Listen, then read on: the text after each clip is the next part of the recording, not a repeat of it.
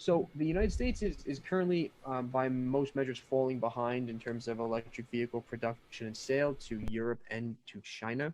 So the gap has widened over the last 3 years, and between 2010 and 2020, there were about 10 million electric vehicles that were produced, estimated to have been produced. The U.S. accounted for about 20%, China accounted for 44%, and Europe accounted for 25%.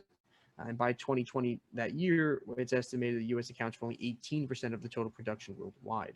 And one of the biggest drivers of this is national policies. So we see places like Europe where they're trying to, where they've had a big push for electric vehicles, and that was largely to meet regional vehicle emission standards. So changes in national policy causes the industry to kind of match what their expectations are and what the laws are. And in China, they have both demand side and supply side policies in place. So we have a variety of consumer incentives, strengthened regulations that limit internal combustion engine vehicles, so traditional gas powered cars. And it's also they're making it easier to buy, register, and drive EVs. They're kind of cleaning up the process and making it easier. So they're basically trying to create a frictionless or low friction way for customers to be able to ramp up electric vehicle sales and therefore production as a result of the demand. Um, in terms of sales, as of 2020, electric vehicles only made about 2.3% of sales in the U.S., while in Europe they had about 10%, which for reasons we just said, the laws are changing, so that makes sense. And China has 6%. Again, with all the incentives they have, where that makes sense as well.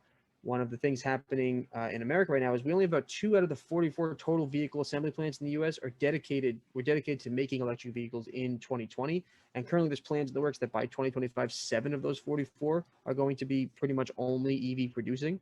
So we'll see how that kind of packs up the numbers here. But we're seeing a big push in all these other countries.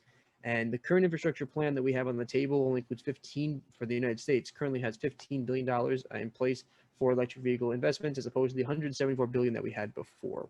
So I think that, and this is interesting because there's a lot of things that are happening that other countries are trying to compete, technology we want to keep up on, but I don't know how we have to decide what we're going to spend our money on. These aren't cheap price tags of money we can just throw around. We have a lot of debt. It's tough getting these policies passed.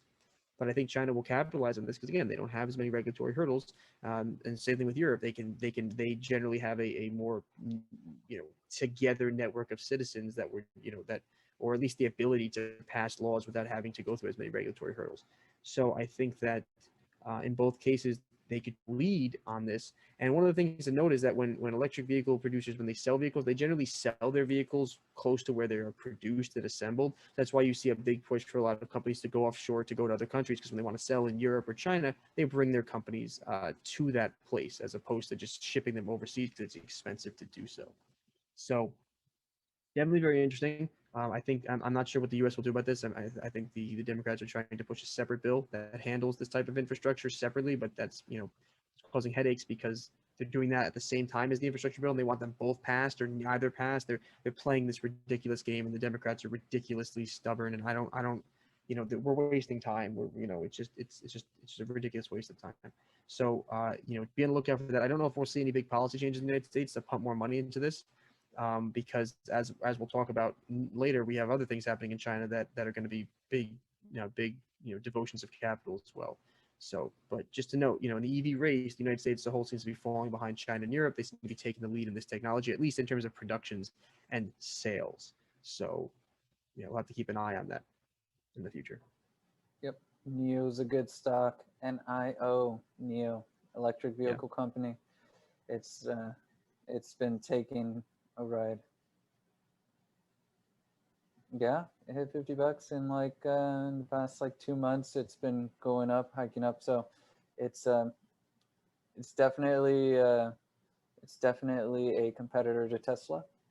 It is up and coming electric vehicles, and people like them. So it might be a good investment for the long term, especially when these I think electric vehicles come out. and sustainable energy is inevitably going to be the future. The question is, though, where do you put your exposure in that industry? Which company do you pick and why? I still think we're a little ways away from truly seeing market winners and losers per se. But the market is evolving, and we're seeing that all over the place. So it's getting more mature. More companies are coming out. More they're getting more efficient at their production and their sale. So and I think we'll also see a bigger jump in the United States as well in terms of sales. which will drive demand for production once we have more people willing to buy electric vehicles. I think we still have a big we still have a big gap there to hurdle to get over. Yeah, So. and